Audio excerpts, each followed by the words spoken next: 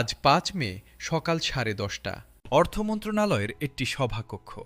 টেবিলের একদিকে বসে আছেন পে কমিশনের চেয়ারম্যান জাকির আহমেদ খান এবং তার দলের সদস্যরা, অন্যদিকে অর্থসচিব ও সংশ্লিষ্ট কর্মকর্তারা। টেবিলের মাঝখানে রাখা আছে একটি মোটা ফাইল। সেই ফাইলের ভেতরে আছে নবম জাতীয় বেতন স্কেলের চূড়ান্ত খসড়া। গত কয়েক সপ্তাহ ধরে যে কাজ চলছিল তার ফল, লক্ষ লক্ষ কর্মচারীর ভবিষ্যৎ নির্ধারণ করা সেই কাগজের স্তূপ।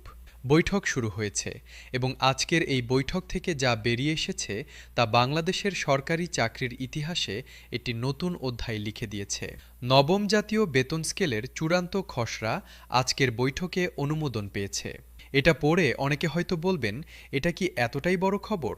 হ্যাঁ, এটা ঠিক ততটাই বড় খবর, কারণ খসড়া অনুমোদন মানে এখন আর পেছনে যাওয়ার পথ নেই।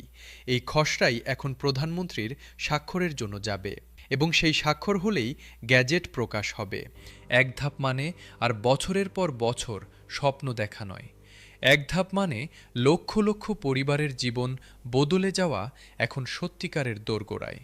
যে মানুষটা প্রতি রাতে হিসাব করতে করতে ঘুমান, তার সেই রাত এবার বদলাতে পারে। যে বৃদ্ধ মানুষটা ৪৫% পেনশনে কোনো রকমে বেঁচে আছেন, তার সেই কষ্টের দিন শেষ হতে পারে। এখন জানা দরকার এই চূড়ান্ত খসড়ায় আসলে কি আছে। আজকের বৈঠক থেকে যে তথ্য বেরিয়ে এসেছে তা অনুযায়ী নতুন বেতন কাঠামোতে ৩টি বিষয় সবচেয়ে বেশি গুরুত্ব পেয়েছে। প্রথমত, নিচের গ্রেডগুলোতে বেতন বৃদ্ধির হার হবে সর্বোচ্চ। যারা এখন সবচেয়ে কম পান তারাই পাবেন সবচেয়ে বেশি পরিবর্তন। এটাই ছিল পুরো সংস্কারের মূল দাবি এবং সেই দাবি এখন পূরণ হতে চলেছে। দ্বিতীয়ত, ১০০% পেনশন সুবিধা শুধু কাগজের কথা নয়, এটা এখন চূড়ান্ত খসড়ায় লেখা, অর্থাৎ এটা এখন অফিসিয়াল। আর তৃতীয়ত, নতুন ১৫টি গ্রেডের কাঠামো এমনভাবে তৈরি হয়েছে যাতে প্রতিটি গ্রেডের মধ্যে ব্যবধান কমে আসবে এবং পদোন্নতির সুযোগ আরও স্বচ্ছ হবে, যা এতদিন কেউ বলেনি। নতুন বেতন কাঠামো কার্যকর হলে বাংলাদেশের গ্রামীণ অর্থনীতিতে একটি বড় পরিবর্তন আসবে, কারণ বাংলাদেশের নিম্ন গ্রেডের সরকারি কর্মচারীদের বেশিরভাগই থাকেন জেলা ও উপজেলা পর্যায়ে। তারা তাদের বেতনের টাকা স্থানীয় বাজারে খরচ করেন, স্থানীয় দোকান থেকে কেনাকাটা করেন, স্থানীয় স্কুলে সন্তানকে পড়ান, স্থানীয় ডাক্তারের কাছে যান।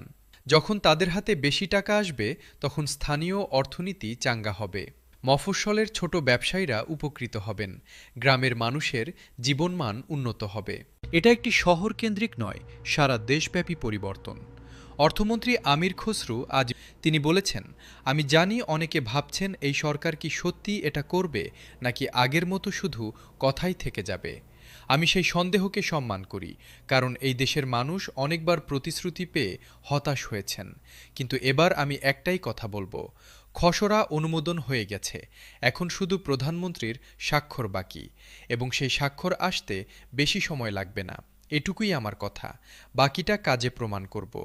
অর্থমন্ত্রীর এই সরাসরি কথাটা শুনে যে কেউ বুঝবেন এবার আসলেই কিছু একটা হচ্ছে।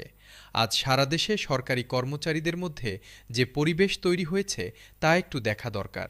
এখন সবচেয়ে জরুরি প্রশ্নে আসি, প্রধানমন্ত্রীর স্বাক্ষর কবে হবে?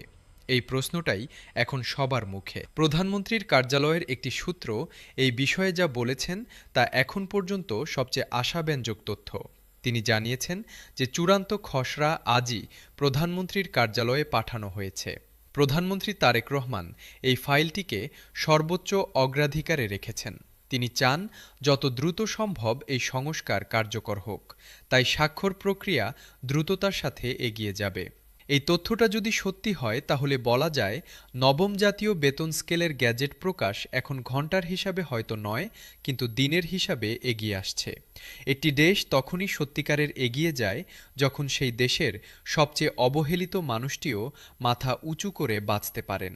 বাংলাদেশের সরকারি চাকরির সবচেয়ে নিচের গ্রেডে যিনি আছেন, যিনি প্রতিদিন ঘাম ঝরিয়ে কাজ করেন, যিনি দেশের সেবা করেন কিন্তু বিনিময়ে পান সবচেয়ে কম, তিনিই হলেন এই দেশের প্রকৃত নির্মাতা। আজকের সংস্কার তার স্বীকৃতি। আজকের এই ঘোষণা তার প্রতি দেশের কৃতজ্ঞতার প্রকাশ এবং আজকের এই মুহূর্তটা সেই মানুষটার জন্য একটি নতুন ভোরের মতো। আজ খসড়া অনুমোদন হয়েছে, আজ মাত্র এক ধাপ বাকি রয়েছে। আজ থেকে লক্ষ লক্ষ সরকারি কর্মচারীর স্বপ্ন পূরণের পথে শেষ দরজাটা খুলে গেছে। সেই দরজার ওপাশে আছে একটি নতুন বাংলাদেশ, যেখানে একজন পিয়ন মর্যাদার সাথে বাঁচতে পারবেন, যেখানে একজন বৃদ্ধ অবসরপ্রাপ্ত কর্মচারী হাত না পেতে জীবন কাটাতে পারবেন,